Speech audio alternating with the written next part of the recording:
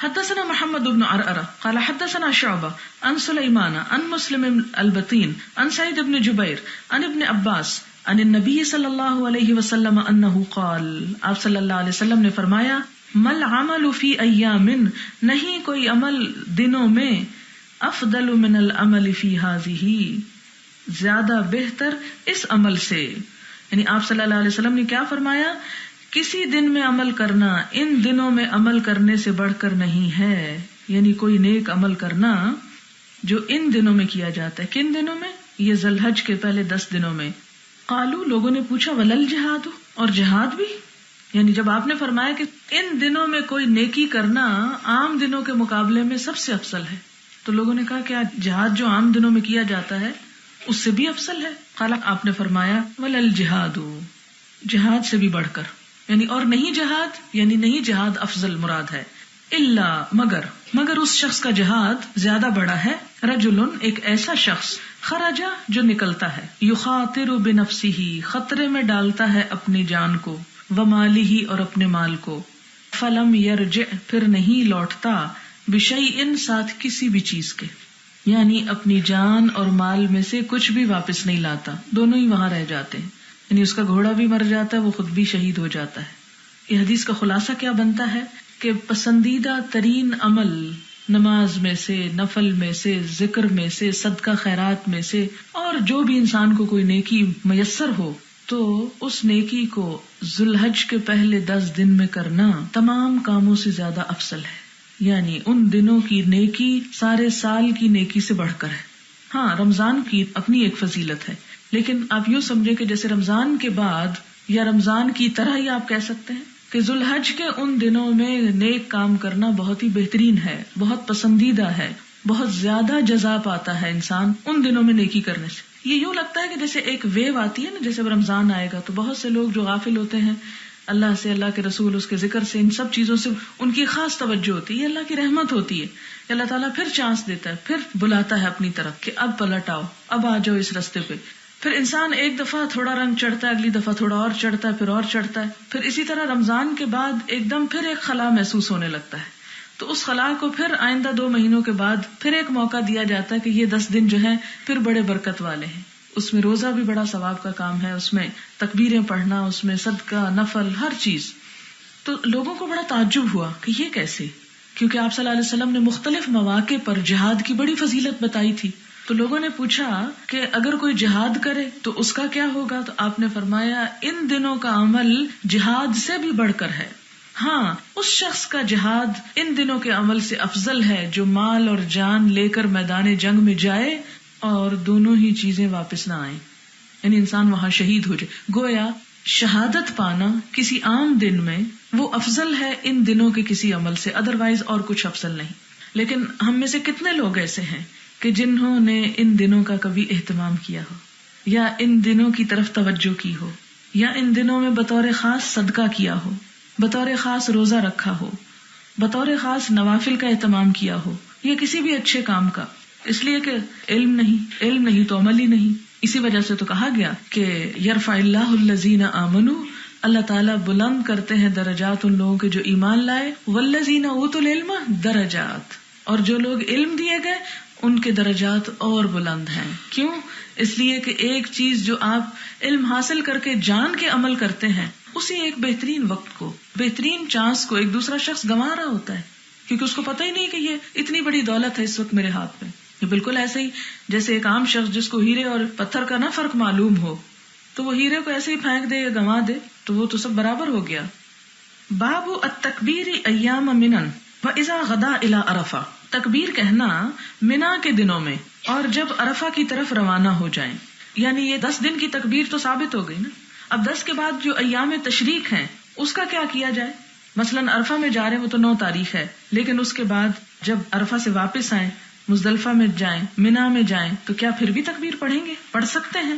اب دیکھتے ہیں کیا ہوتا ہے. وکان عمر رضی اللہ عنہ، حضرت عمر رضی اللہ تعالی عنہ جو تھے، یکبر فی قبتہ بمنن، وہ تکبیریں پڑھتے رہتے تھے اپنے مقام پر منا میں، اپنے خیمے میں منا میں. یعنی منا میں جہاں آپ کا قبہ یعنی خیمہ ہوتا تھا، وہاں خیمے کے اندر بھی تکبیریں پڑھا کرتے تھے. فَيَسْمَعُهُ أَهْلُ الْمَسْجِدِ، سنتے تھے اس کو مسجد والے بھی، یعنی اتنی بلند آواز سے تکبیریں ہوتی تھی کہ مسجد تک ان کی آواز جاتی تھی، اور ہو سکتا ہے کہ وہ اکیلے نہ ہوں بلکہ ان کے ساتھ اور بھی پڑھ رہے ہوں لوگ. فَيُكَبِّرُونَ، تو مسجد والے بھی تکبیریں پڑھنے لگتے. وَيُكَبِّرُ أَهْلُ الْأَسْوَاقِ، ان کی آواز سن کے بازاروں والے تکبیریں پڑھنے لگتے. حَتَّى تَرْتَجَّ مِنًا تَكْبِيرًا، یہاں تک کہ منا تکبیروں سے گونج اٹھتا، کانپنے لگتا. رج کا مطلب ہوتا ہے زور زور سے ہلنا، یعنی ایک باقاعدہ محسوس ہوتی تھی چیز کہ کچھ ہل رہا ہے، اتنی تکبیریں پڑھی جاتی تھی. اور جو لوگ اب حج کرنے جاتے ہیں وہ اس سنت کو ختم ہوا ہوا آسانی سے دیکھ سکتے کہ وہاں وہ چیخ پکار الامان، وہ گندگی اور غلاظت کہ کسی کو ہوش ہی نہیں کہ یہاں کرنا کیا ہے، کیونکہ پتہ تو ہوتا نہیں حج میں کیا کرنا مسنون ہے. عموماً آپ نے لوگوں کو یہ کہتے سنا ہوگا جب کوئی حج پہ جاتا ہے تو کہتے مدینے والے نے بلا لیا ہے، حالانکہ حج کا مدینے سے تو کوئی تعلق ہی نہیں. حج تو مکہ میں ہوتا ہے، مناسک حج سارے مکہ میں ہیں، جبکہ لوگ حج کی بات آتے ہی مدینہ کی بات کرنے لگتے ہیں. ٹھیک ہے، مدینہ میں جانے کا بھی ایک ثواب ہے، مسجد نبی میں نماز پڑھنے کا ایک اجر ہے، لیکن حج مدینہ میں نہیں ہوتا، حج مکہ ہی میں ہوتا ہے. اور پھر جب اتنا بھی فرق نہیں پتا لوگوں کو تو پھر یہ کہاں سے پتا ہوگا کہ حج کے فرائض کیا ہیں، حج میں مسنون عمل کیا ہے اور افضل ترین عمل کیا ہے. اور آپ دیکھیں گے کہ جب یہاں حج کی فلم دکھاتے نا تو ٹی وی پر خوب بیک گراؤنڈ میں لبیک اللہم لبیک سناتے ہیں. انسان یہی تصور لے کے جاتا ہے کہ وہاں اترے گا اور لبیک گونج رہی ہوگی، اور جب جا کے ایئرپورٹ پہ آپ اترتے ہیں کوئی لبیک نہیں سنائی دیتی. بسیں جا رہی ہیں، آ رہی ہیں، کوئی لبیک کہیں آواز نہیں آ رہی. حالانکہ مرد کیا عورتیں بھی لبیک پڑھا کرتی تھی حضور صلی اللہ علیہ وسلم کے زمانے میں، آگے اس کا بھی ذکر آئے گا. تو اب یہ مسئلہ حل اسی وقت ہو سکتا ہے جب بہت سارے لوگوں کو یہ بات پتا اور مل کے کچھ ایسے لوگ اس چیز کا اہتمام کریں. عموماً لوگ جو ہیں اس کا اہتمام نہیں کرتے.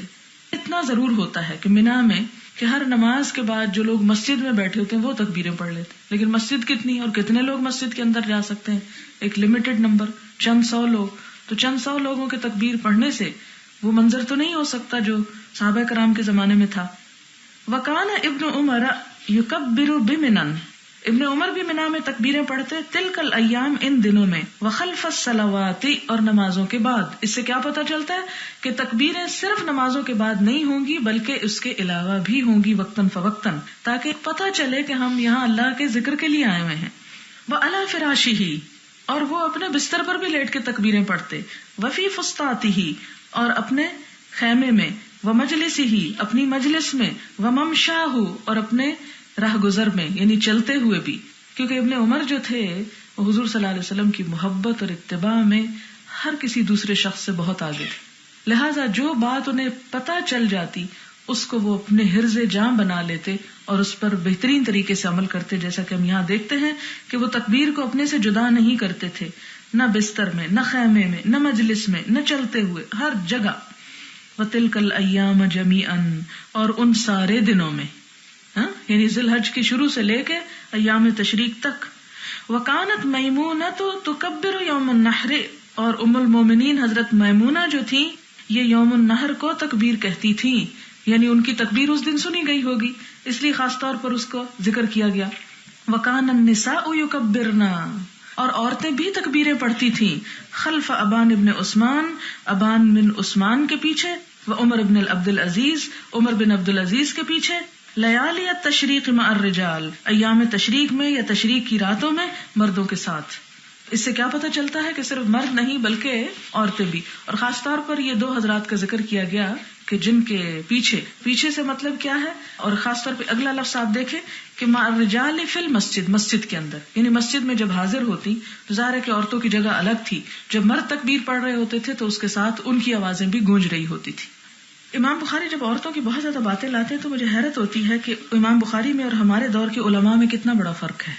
یعنی کسی معاملے میں کسی موقع پہ وہ جانے نہیں دیتے مسئلہ جہاں بھی عورت کا ذکر ہو، خاص طور پہ لے کے آتے ہیں تاکہ یہ پتہ چلے کہ عورتیں اعمال میں مردوں کے برابر ہیں، پیچھے نہیں ہیں. لیکن ہمارے ہاں ان کو بہت پیچھے ڈال دیا گیا ہے ہر معاملے میں.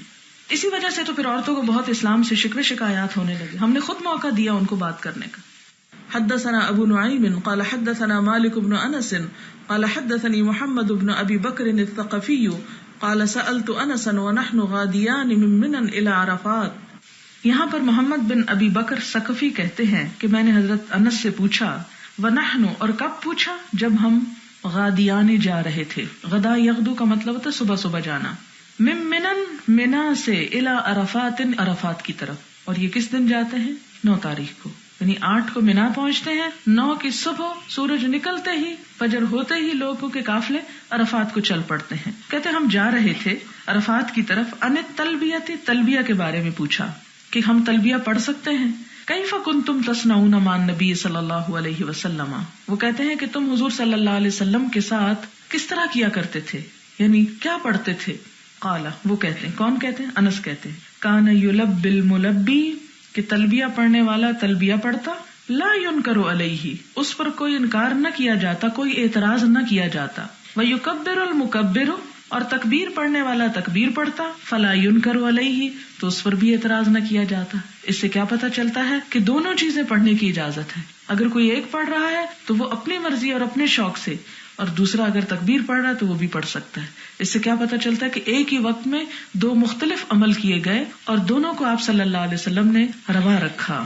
تو یہ اختلاف کہاں سے شروع ہو گیا؟ خود حضور صلی اللہ علیہ وسلم کے زمانے سے. یہ اختلاف نہیں ہوتا، یہ دین میں مختلف طریقوں سے کام کرنے کا سلیقہ بتایا جا رہا ہے. اور اس سے وسعت صحابہ بھی پتہ چلتی ہے، اور اس کا وہ اظہار بھی کرتے ہیں کہ اگر کچھ یہ کر رہے ہوتے اور کچھ یہ، تو ایک دوسرے کے اوپر تنقید نہیں کرتے تھے ان کی سہولت یا شوق کے مطابق. اور صرف ایک ذکر کی پابندی نہیں، دوسرا بھی جو ایام حج کا خاص ذکر ہے، یعنی تلبیہ پڑھنا، لبیک پڑھنا، اس کی بھی اجازت ساتھ ہی دے دی گئی کہ یہ بھی پڑھ سکتے ہیں، باری باری بھی پڑھ سکتے ہیں. اور آپ کو معلوم ہے کہ لبیک کب تک پڑھی جاتی ہے؟ لبیک حج میں پڑھی جاتی ہے جب تک رمی نہ کر لی جائے. حدثنا محمد حدثنا عمر بن حفص قال حدثنا ابي عن عاصم عن حفصة عن ام عطية قالت كنا نؤمر، حضرت ام عطیہ کہتی ہیں کہ ہمیں حکم دیا جاتا تھا ان نخرج یوم العید، کہ ہم نکلیں عید کے دن، حتی نخرج البکر، یہاں تک کہ نکالیں نوجوان بچیوں کو، من خدرها، ان کے پردے سے. بکر کہتے ہیں کماری لڑکی کو خصوصاً، اور باکرہ جس کو بولتے ہیں، اور سیب کہتے ہیں شادی شدہ. حتی نخرج الحیدہ، یہاں تک کہ ہم نکالتے حیض والی لڑکیوں کو بھی. فیکن خلف الناس، تو وہ ہوتی تھی عام لوگوں کے پیچھے. فیکبرن بتکبیرہم، اس سے کیا پتہ چلتا کہ حیض والی عورتیں بھی تکبیر پڑھتی تھیں، جس سے آپ کے اس سوال کا مزید جواب آپ کو مل گیا کہ آذان کا جواب حیض والی عورت دے سکتی، کیونکہ اس میں بھی تو اللہ اکبر اور اسی قسم کا ذکر ہوتا ہے. وَيَدْعُونَ بِدُعَائِهِمْ، اور دعا کرتی تھی ان کی طرح کی دعا، یعنی ان کی دعا میں شریک ہوتی تھی. مراد یہ ہے یرجونا، وہ امید رکھتی تھی کس چیز کی؟ برکت ذالک الیوم، اس دن کی برکت کی. یعنی اگرچہ انہیں نماز نہ پڑھنا ہوتی پھر بھی وہ عیدگاہ میں آتی تاکہ اس دن کی دعاؤں اور برکتوں سے مستفید ہو سکے. وطہرتہ، اور اس دن کی پاکیزگی. پاکیزگی کیا؟ آپ نے کبھی محسوس کیا ہوگا کہ عید کے دن جو سورج نکلتا ہے صبح کے وقت، تو میں ہمیشہ اس چیز کو نوٹ کرتی ہوں کہ اس کی کرنوں میں ایک مخصوص روشنی ہوتی ہے، ایک مخصوص فیلنگ ہوتی ہے. آپ بھی اس چیز کو نوٹ کر سکتے، خصوصاً جب عیدگاہ میں جا رہے ہوتے ہیں تو اس وقت عموماً ہم عام طور پہ روز سورج نکلتا دیکھتے ہی نہیں، اس لیے شاید، اور اس دن نکلنا ہوتا گھر سے صبح ہی صبح، لیکن بہرحال ایک واضح فرق محسوس ہوتا ہے. اور خصوصاً اس روشنی میں جب تکبیر کی آوازیں آ رہی ہوں، اور پھر جب آپ جلدی جلدی عیدگاہ کو جا رہے ہوں، اور پھر امام جو ہے وہ نماز کے لیے تکبیر کہہ رہا ہو، کیونکہ ہمارے ہاں لاؤڈ سپیکرز پر بھی تکبیریں ہوتی ہیں اور لوگ ان کے پیچھے پڑھ رہے ہوتے ہیں. اور پھر آپ دیکھیں کہ جب نماز کی قرات ہو رہی ہوتی تو پورا مہینہ آپ پیوریفائی ہو چکے ہوتے ہیں نمازیں پڑھ پڑھ کے، روزے رکھ رکھ کے. تو اس وقت جب اتنا ہجوم دیکھتے ہیں اور وہ سارا ہجوم مل کر اللہ کی تکبیر اور حمد و ثنا کر رہا ہوتا ہے، تو وہ سین جو ہے وہ دیکھنے سے تعلق رکھتا ہے، اور خود بخود انسان کے آنسو روا ہو جاتے ہیں اور اللہ تعالیٰ سے ایک خاص قرب محسوس ہوتا ہے. اور اس کے بعد جب دعا ہوتی ہے تو اس دعا میں بھی بڑا دل لگتا ہے. تو لہٰذا خاص طور پر تاکید کی گئی کہ وہ عورتیں جو کسی عذر کی وجہ سے نماز نہ بھی پڑھ سکیں ان کو بھی نکال کے لاؤ، اور وہ بچیاں جو عموماً جن کا نکلنا تم پسند نہیں کرتے ان کو بھی نکال کے لاؤ. لیکن ہمارے ہاں اس سے بالکل الٹ ہونے لگا، جس کے نتیجے میں جب وہ ہم ایسے سین دیکھتے نہیں تو وہ پاکیزگی اور وہ اللہ کی بڑائی اور شوق اور محبت وہ پیدا ہی نہیں ہوتی. اور جب وہ پیدا نہیں ہوتی تو پھر آپ بلیم کیوں کرتے ہیں خواتین کو کہ ان کے اندر دین کم ہے یا ان کے اندر وہ احساس نہیں ہے؟ کیونکہ ہم نے خود ان کو موقعوں سے محروم رکھا. یہاں پھر یاد رکھیں، فرض نہیں کیا لیکن آپ نے تاکید بہت کی. جس طرح مسواک ہے، مسواک آپ نے فرض نہیں کیا لیکن تاکید بہت کی. تو تاکید کا مطلب یہ ہے کہ اس چیز کو کرنا بہتر ہے بنسبت اس کے کہ نہ کیا جائے. اور ویسے بھی آپ دیکھیں کہ جب آپ کو پتا ہوتا ہے کہ آپ نے عید پڑھنے کے لیے جانا ہے تو آپ صبح صبح اٹھتے ہیں، ورنہ ہمارے گھروں میں تو صبح اٹھنے کا رواج بھی ختم ہو گیا.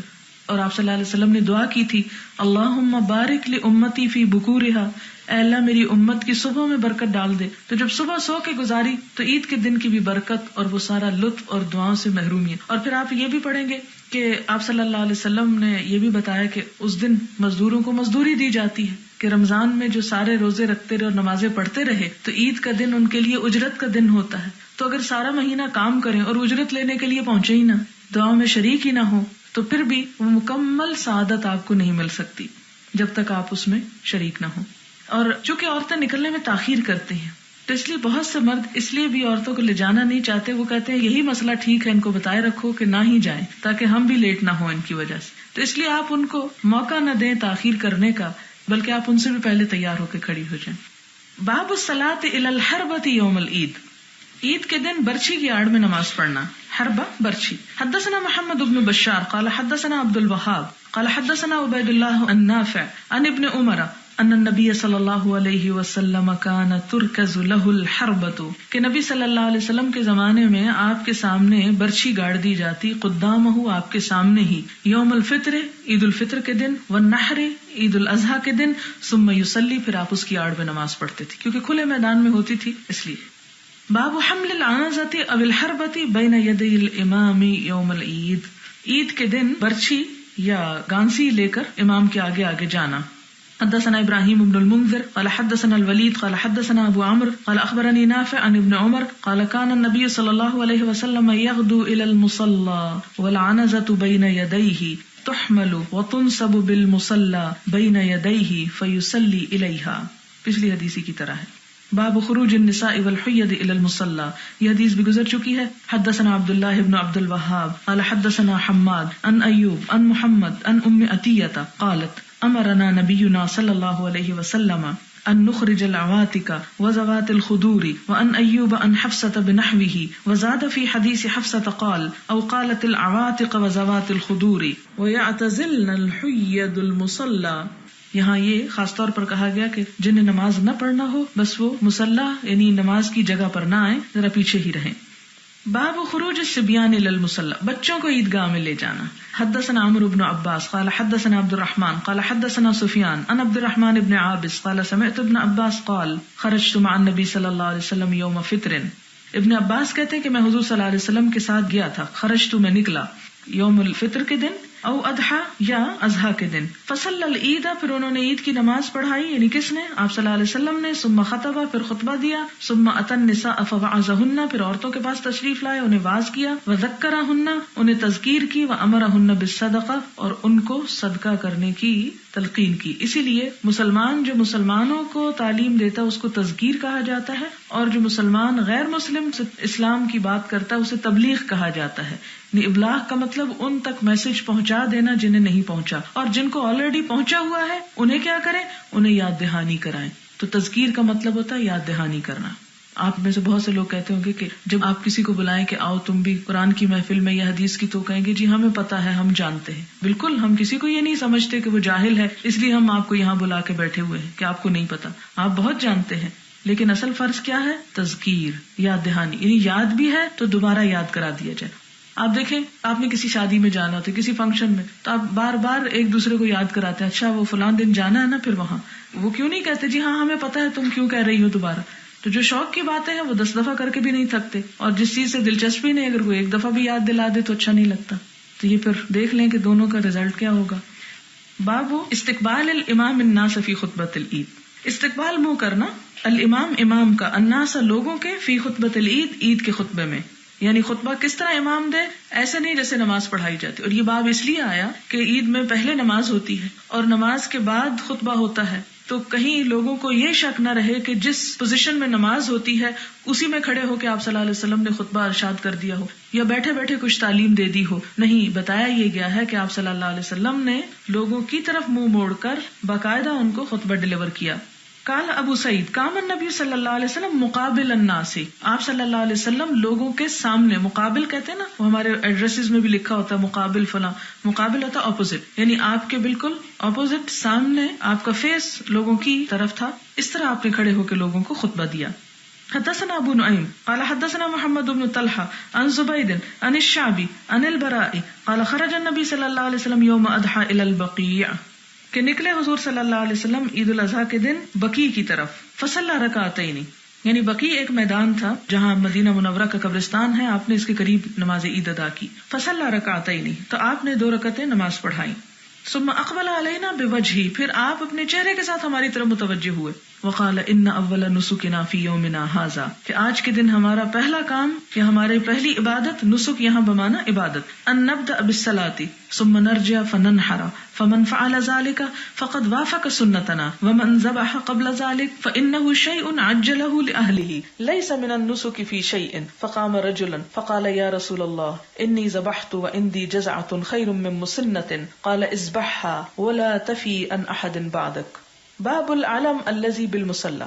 العلم نشان لگانا عیدگاہ میں، یعنی ایسے کہ جس سے لوگوں کو پتہ چل جائے کہ یہ عیدگاہ ہے، یعنی کسی بھی قسم کی علامت وہاں لگائی جا سکتی ہے.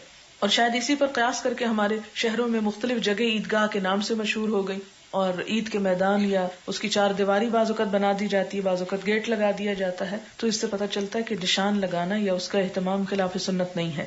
حدثنا مسدد قال حدثنا يحيى عن سفيان قال حدثني عبد الرحمن بن عابس قال سمعت ابن عباس قيل له أشهدت العيد مع النبي صلى الله عليه وسلم قال نعم ولولا مكاني من الصغر ما شهدته حتى أتى العلم، یہاں تک کہ وہ اس نشان کے پاس آئے. حدیث گزر چکی لیکن وہاں اس کو ایلیبوریٹ نہیں کیا گیا، ایمفسائز نہیں کیا گیا جس بات کو یہاں کیا جا رہا ہے کہ حضرت ابن عباس جو تھے انہوں نے کیا بتایا کہ آپ صلی اللہ علیہ وسلم کہاں آئے عید پڑھانے کے لیے؟ العلم، اس نشان کے پاس، الذی عند دار کثیر بن سلط، جو کثیر بن سلط کے گھر کے پاس ہی تھا.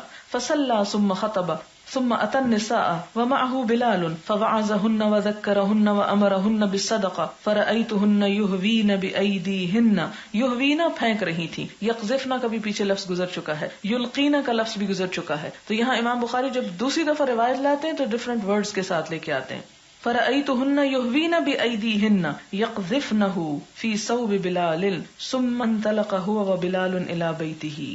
حدیث گزر چکی ہے، یہاں صرف عیدگاہ کے نشان کی بات کے لیے دوبارہ لائی گئی.